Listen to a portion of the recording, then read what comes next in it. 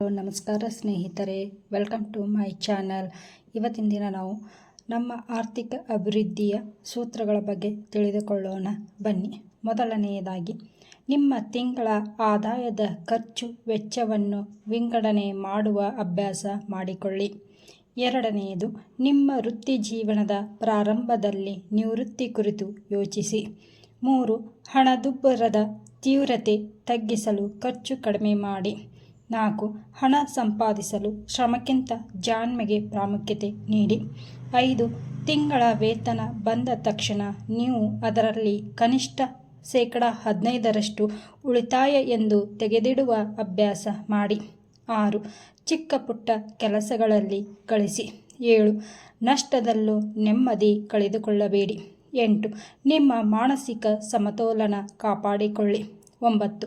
ಹಣ ಇಲ್ಲದಿದ್ದಾಗ ಚಿಂತೆ ಬಿಟ್ಟು ಗಳಿಕೆ ಯೋಚನೆ ಮಾಡಿ. 10. ಹಣ ಉಳಿಸಿ ಗಳಿಸುವ ಸರಿಯಾದ ದಾರಿ ಅನುಸರಿಸಿ. 11. ಉಳಿಸಿದ 1 ರೂಪಾಯಿ ಗಳಿಸಿದ 10 ರೂಪಾಯಿಗೆ ಸಮ. 12. ನಿಮ್ಮಲ್ಲಿರುವ ಹಣ ನಿಮಗೆ ಅವಶ್ಯಕ.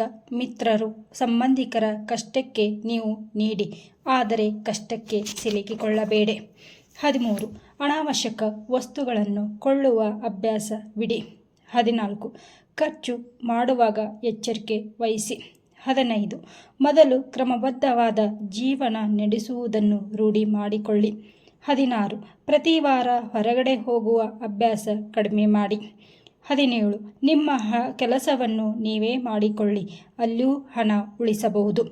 18. ನಿಮ್ಮ ಮನೆಯ ತಿಂಗಳ ಖರ್ಚು ವೆಚ್ಚವನ್ನು ಲೆಕ್ಕ ಬರೆದಿಡುವ ಅಭ್ಯಾಸ ಮಾಡಿಕೊಳ್ಳಿ.